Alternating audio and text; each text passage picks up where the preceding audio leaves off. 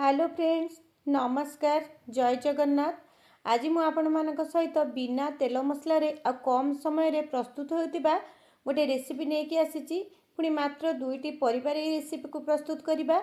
ना बेसी समय लगे ना बेसी तेल मसलार आवश्यक पड़ो। ताहले चलतु रेसिपीटी स्टार्ट करवा। ये देखो मुझे आलू आ बैगण को नहीं। प्रथमे आलू आ बैगण को काटी नवा। आलू को देखो एमती पतला पतला ही काटे। बेसी पतला करेनि कि बेसी मोटा मध्य करेनि। बास यही साइज रे आपण मैंने आलू आ बैगण गुड़ी को काटी नेबे। आलू बैगण काटी नेला परे एबे देखंतु कड़ाई रे मु 1.5 ग्लास पाखापाखि पानी देइछि। आ पानी टी को एटे फुटिबा पई छाड़िछि। एबे सेई पानी रे आवश्यक अनुसार हळदी गुंड आ आवश्यक अनुसार आमे एठी लूण दबा। एबे लूण हळदी देला परे पानी टी को फुटिबा पई आमे छाड़ दबा। रेसिपीटी जदि भल लगे गोटे सुंदर कमेंट दबा सहित चैनल को सब्सक्राइब करने जमार भी भूलें। आशा करछि रेसिपीटी को आपण संपूर्ण देखिए। आउ यही रेसिपी बहुत टेस्ट लगे। जो मैंने करिसेंती से माने मध्य जानिछंती। एबे पानी फुटिला परे आलू को दबा। आलू को 3-4 मिनिट फुटिला परे आमे सेथिरे बैगण को ऐड करिबा। बैगण को देई आमे एबे आलू आ बैगण को भल भाबे सिझिबा पई छाड़ी दबा। एबे बैगण दे ताकू गोले नबा आ घोड़नी दे परिवाटी को एटी भल भाबे सिझिबा पई छाड़िबा। मात्र दुईटी परिबा किंतु खाइबा पई बहुत भल लागे। जो माने करिसेंती से माने जानिछंती। मु ग्यारंटी सहित कहूची एई रेसिपी सहित आपण दुईटी रुटी जगह 4टी रुटी निश्चय खाइबे। एबे देखंतु आलू आ बैगण हमर भल भाबरे सिझी गलानी। एबे किछि काटी रखिथिबा टमाटो आ कंचा पियाज एठी ऐड करिबा। आपण टमाटो आपण पसंद अनुसार देबे। मुझे छोट साइज रो 2टी टमाटो नहीं। आपण चाहिए आर परिमाण टिके अधिका मध्य करि परिबे।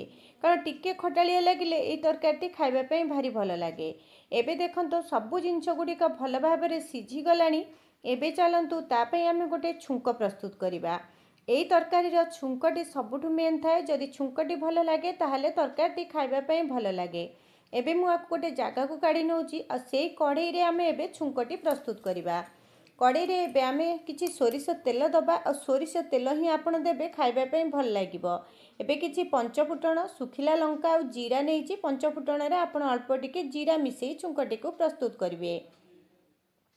सबु जिंस को आमे एबे देई दबा आ जीरा फुटण को फुटी गला परे छेची रखिथिबा कंचा लंका आ रसुण एठी ऐड करिबा। कंचा रसुण आ कंचा लंका टिके भाजी होला परे आमे सेठी पियाज दबा। जदि आपण पाखे भृषंग पत्र थिबो ताहले निश्चय टिके ऐड करिवे। तरकारी रे बहुत सुंदर गोटे बास्ना आसीबो। आ अल्प टिके हेंगु मते मोटे ऐड कली। आ पियाज को एठी आमे भाजी नबा। पियाजटी भाजी हो गलानी। देखंतु धीरे धीरे पियाजटी भाजी होला परे जेहेतु कम तेल व्यवहार करिछि आपण चाहिले आ टिके तेल मध्य व्यवहार करि परिबे। किंतु किछि तेलर आवश्यक नहीं। सिझेई रखिथिबा परिबा को देई एबे आपण ताको घोड़ेई नेबे। तापरे देखंतु भल भाबे आमे एठी तरकारी को मिसेई नबा। एठी टिके तरकारी को फुटिबा पई छाड़िबा। लूणटी को आपण चेक कर नेबे। जदि लूणर परिमाण भी कमी जाए ताहले तरकारी खाइबा पई भल लागेनी। सेति पई लूण आउ लूण टिके आपण चेक कर नेबे। ए लास्ट रे देखंतु किछि जीरा लंका गुंड दे दबा। आ एठी किछि धनिया पत्र मध्य ऐड कर नबा। रेसिपीटी आपण मानकु निश्चय पसंद आसीथिबो। जदि पसंद आसीथिबो गोटे सुंदर कमेंट दबा सहित चैनल को सब्सक्राइब करबा पई जमार भी भूलिबेनी। एबे तरकारी हमर प्रस्तुत हो गलाइन। घोड़ेकी ताको किछ समय पई छाड़ी दबा। एबे चलंतु सर्व कर देखिबा आम तरकारी केमी देखा जाउची आ खाइला परे केमती लागिबो। आपण माने ट्राई कला परे ही जानिबे। आ गोटे थोर निश्चय ट्राई करंतु। बहुत कम समय रे आ कम परिवार मध्ये रेसिपीटी प्रस्तुत हो जाए। रहुची नमस्कार। जय जगन्नाथ।